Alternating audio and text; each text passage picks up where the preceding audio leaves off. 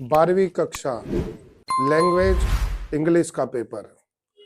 ये पेपर काफ़ी कुछ बोर्ड के नंबर मार्क्स को डिसाइड करता है। इस पेपर को करते हुए सबसे बड़ी बात यह है कि तैयारी करने के साथ साथ एक रणनीति और योजना बनानी भी जरूरी होती है।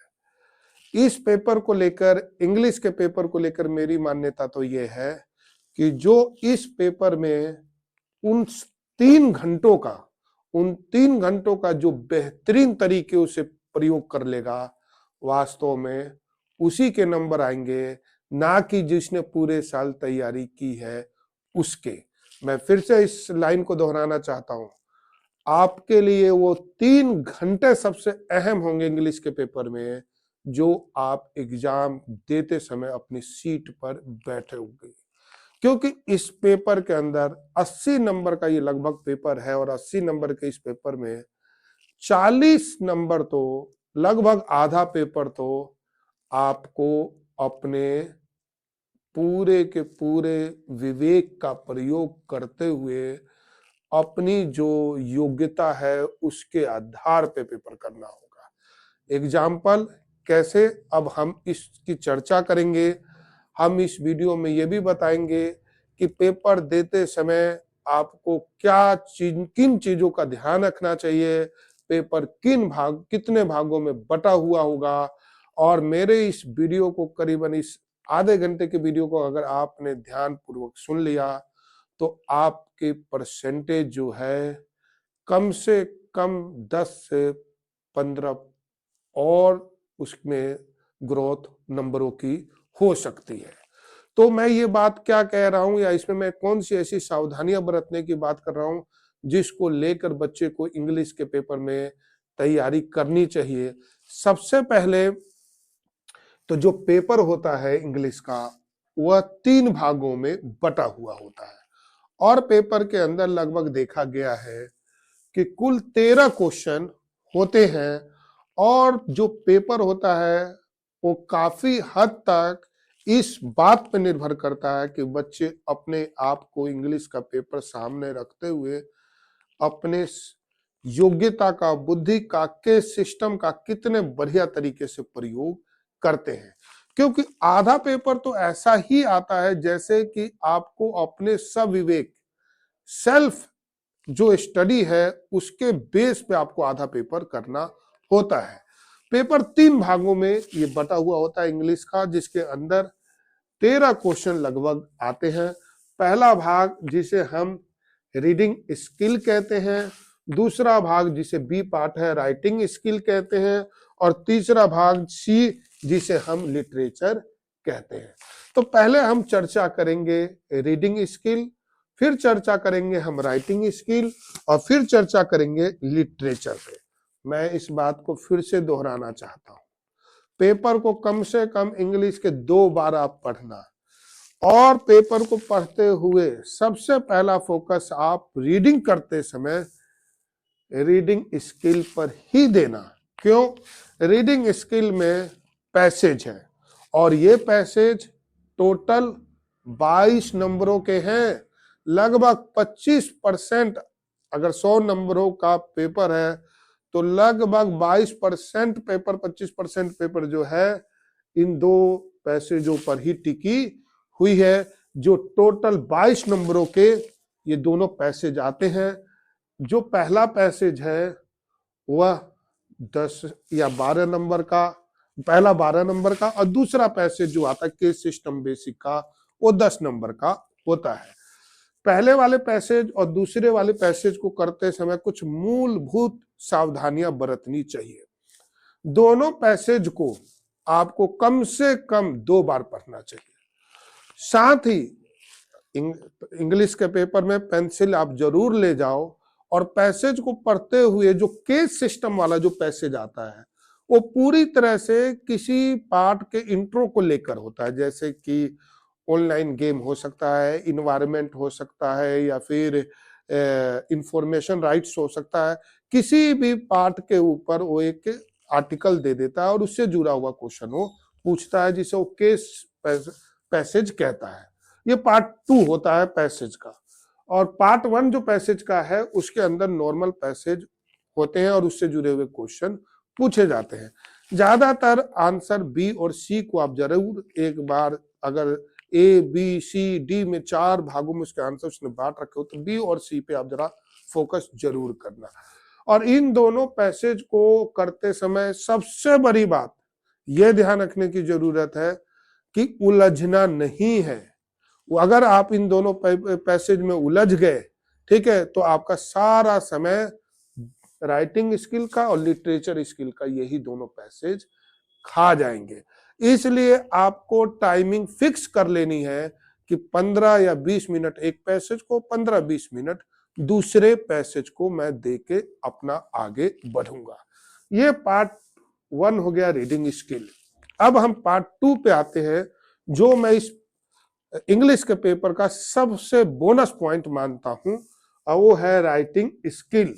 राइटिंग स्किल के अंदर सबसे पहला एक नोटिस जो 4 नंबरों का आएगा, और नोटिस करते समय आपको वही एक बॉक्स, नीचे head boy, head girl, date, और जो ये नोटिस ऊपर लिख के जो भी टाइटल है वो डाल के फिर उसका वेन्यू डाल देना है। ठीक है, तो नोटिस के ऊपर आप 1-2 नोटिस की प्रैक्टिस कर लो। आप आराम से 4 नंबर का अगर नोटिस है तो आपने उसका एक फॉर्मेट भी बना दिया और बेसिक बेसिक चीजें लिख दी, तो आपके 2 से 2.5 नंबर तो कहीं नहीं गए। तो 4 नंबर नोटिस में तो कोई दिक्कत आनी ही नहीं चाहिए। नंबर 2 है इनविटेशन। इनविटेशन दोनों आ सकती है, लेकिन चॉइस होगी कि उन दोनों में से कोई आप एक करो। फॉर्मल इनविटेशन भी हो सकता है और इनफॉर्मल भी हो सकता है। ज्यादातर आपको इनफॉर्मल में पूछा जा सकता है, और इनफॉर्मल जब इनविटेशन हो तो वेडिंग के ऊपर हो सकता है या दूसरे पार्ट के ऊपर हो सकता है। ये भी 4 नंबर का होगा, और इसका भी आपको, जैसे आपने मैरिज कार्ड देखा है, शादी का कार्ड देखा है, उसी तरह का वेन्यू लेकर चलना चाहिए। और 100% मैं आपको कहता हूँ कि अगर आपने स्कूल के से जो सपोर्टिंग मटेरियल मिलते हैं या फिर जो सैंपल पेपर मिलते हैं या फिर आपने गूगल के थ्रू या किसी के भी थ्रू अगर आपने 2 या 3 इनविटेशन की प्रैक्टिस कर ली है तो वहां पर भी आपको 4 में से 2.5 या 3 नंबर तो मिलने पक्के ही है। अब नंबर ये राइटिंग स्किल का पार्ट 3C, जिसमें एक जॉब लेटर आता है। जॉब लेटर में कुछ करना नहीं होता, सीधी सी है कि जॉब लेटर का एक फॉर्मेट आप लेके चलो जिसके अंदर आपका एड्रेस हो, डेट हो, फिर एडिटर हो, फिर ये सब्जेक्ट हो, फिर सर हो, फिर वो एडवर्टाइजमेंट वाला पार्ट लिखो कि वो लेटर किस पे बेसिक है, और उसके बाद बायोडाटा डाल के अपना यूअर्स फेथफुली करके जॉब लेटर खत्म कर दो। और ये जॉब लेटर जो है आपको पूरे के पूरे 5 में से 5 भी दे सकता है अगर बिल्कुल करेक्ट है तो आप यही अनुमान लगा लो कि आप थोड़ी सी प्रैक्टिस कर लो, ठीक है, तो आपको 5 नंबर जॉब लेटर में, 4 नंबर नोटिस में, 4 नंबर नोटिस में, और ये आपका करीबन पैसेज में 22 नंबर आपको पैसेज में मिल जाएंगे। अब आ गया आपका जॉब लेटर के बाद ड्राफ्ट, ठीक है, आर्टिकल या रिपोर्ट। आर्टिकल और रिपोर्ट जो है वो भी आप लोगों को करना है। आर्टिकल या रिपोर्ट, इन दोनों में से कोई एक चीज आपको वहां एग्जाम में करनी होती है। या तो ड्राफ्ट, या तो आप आर्टिकल कर लो या आप रिपोर्ट कर लो। और जो आर्टिकल या रिपोर्ट आप करोगे उसके कई की पॉइंट्स आपको दिए हुए होंगे, उनमें से आर्टिकल या रिपोर्ट आपको उन टॉपिक के ऊपर उठाना है और आपको लिख देना है। तो एक तरह से आप देखो तो जहां रीडिंग स्किल में 2 पैसेज हैं, वहीं राइटिंग स्किल में 4 पार्ट हैं, जिसमें नोटिस, इनविटेशन, जॉब लेटर और आर्टिकल या रिपोर्ट है। ये आपका रीडिंग स्किल, राइटिंग स्किल हो जाता है। इसके बाद हम चर्चा करेंगे लिटरेचर पर। Part 3 literature. आप इसमें देखेंगे कि भाई पोयम भी है और फ्लेमिंगो और विस्टास दो इंग्लिश की जो बुक है उसके अंदर चैप्टर्स और पोयम दोनों आपको देखने को मिलेगा। तो राइटिंग स्किल करने के बाद, रीडिंग स्किल करने के बाद अब जो आ जाता है लिटरेचर स्किल के ऊपर कि लिटरेचर में हम तैयारी कैसे करें।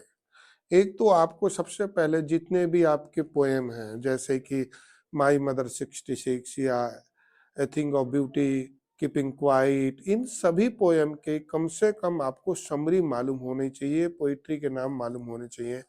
और इतना तो आपको हर पोएम के 30 से 40 वर्ड्स में समरी याद कर लेनी चाहिए, रट लेना चाहिए कि आप उसको यूज कर सको। तो मेरा तो ये मानना है कि जितनी भी पोयम है सबसे पहले उनके की पॉइंट्स आपको पूरी तरह से रटे होने चाहिए, क्योंकि उसका यूज आपको करना ही पड़ेगा किसी न किसी रूप में। सबसे पहले अगर लिटरेचर की बात की जाए तो लिटरेचर में पोयम की स्टेंजा आ जाती है और वो जो होती है वो करीबन 6 नंबर की होती है और 6 क्वेश्चन उससे जुड़े हुए होते हैं। एक क्वेश्चन समझ लो 1 नंबर का। ऐसे में हो सकता है माई मदर 66 से जुड़ा हुआ स्टेंजा आ जाए या फिर कीपिंग क्वाइट से जुड़ा हुआ स्टेंजा आ जाए। कभी बच्चों को क्वेश्चन वहां पे आसानी से उनके क्वेश्चनों के आंसर मिल जाते हैं और कभी तो ऐसा होता है कि उसका आंसर उसे मिलते ही नहीं है। ऐसे में बच्चों के लिए जैसे मैंने पहले ही बताया कि ऐसे में बच्चों को पेपर खाली तो छोड़ना ही नहीं चाहिए। जो उसको थोड़ा बहुत भी पोयम की समरी भी हल्की फुल्की भी मालूम है उसको उससे स्टेंजा के क्वेश्चन में जो जोड़ने की कोशिश करनी चाहिए, ताकि पूरी तरह से नहीं तो कुछ तो नंबर मिले। उसके बाद दो अलग अलग जैसे कि फ्लेमिंगो है, विस्टास है, उनसे अलग अलग चैप्टरों से जुड़े हुए वो पैसेज दे सकता है। मान लो एनिमे से दे दिया या उसने इंटरव्यू से दे दिया, तो ये एक पैसेज टाइप का ही होता है जो बुक से जुड़ा हुआ होता है।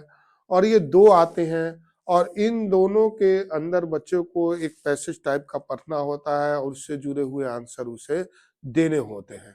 तो इसके लिए भी एक कंडीशन बहुत जरूरी है कि आप एग्जाम में उतरने से पहले लगभग जितने भी आपके चैप्टर है, जैसे कि द लास्ट लेसन हो गया, लोस्ट स्प्रिंग हो गया, डीप वाटर हो गया, इंडिगो हो गया, रेड ट्रेप हो गया, टाइगर किंग हो गया, एनिमी हो गया, इंटरव्यू हो गया, इन सभी चैप्टरों के, on the face of it हो गया, इन सभी चैप्टरों के कम से कम समरी तो आपके दिमाग में होनी ही चाहिए कि इस तरह का अगर ये रीडिंग फॉलोइंग पैसेज जो देता भी है तो कम से कम उससे जुड़े हुए कुछ तो आप लिख सको। इंग्लिश के पेपर में ध्यान रखना, कभी भी आप पेपर छोड़ने की कोशिश बिल्कुल मत करना। अगर आंसर आपको ना भी मालूम हो तो कोशिश करना कि आप समरी थोड़ा बहुत लिखकर उसके आंसर तक पहुंच सको। ये नंबर लेने का सबसे अच्छा तरीका है। उसके बाद ये दो रीडिंग पैसेज के बाद आपके पास क्वेश्चन आंसर आ जाते हैं। क्वेश्चन आंसर एक पार्ट में होगा जिसमें 6 क्वेश्चन दिए होंगे लेकिन आपको अटेम्प्ट 5 करने होंगे और ये 2-2 नंबर के क्वेश्चन होंगे। ये 5 क्वेश्चन 2-2 नंबर के होंगे। इसमें चैप्टर के भी क्वेश्चन होंगे और इसमें पोएम के भी क्वेश्चन होंगे।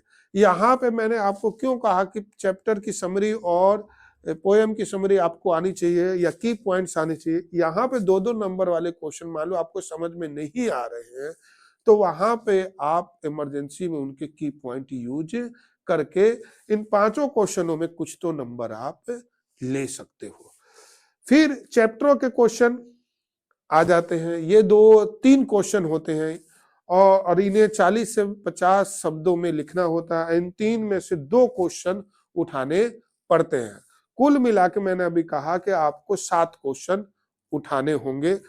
2 नंबर के 5 पहले क्वेश्चन आएंगे तो उनको उठाना होगा, वो 6 में से 5 करने होंगे और ये 2-2 नंबर के चैप्टर में से 3 क्वेश्चन आएंगे जिसमें से आपको सिर्फ 2 करने होंगे और ये दोनों क्वेश्चन जो होंगे वो 40 से 50 शब्दों में लिखने होंगे और इन दोनों में एक एक क्वेश्चनों की चॉइस तो होगी। मान लो कि ये 6 आएंगे तो 5 हो करने होंगे, और ये 3 आएंगे तो इनमें से 2 करना होगा।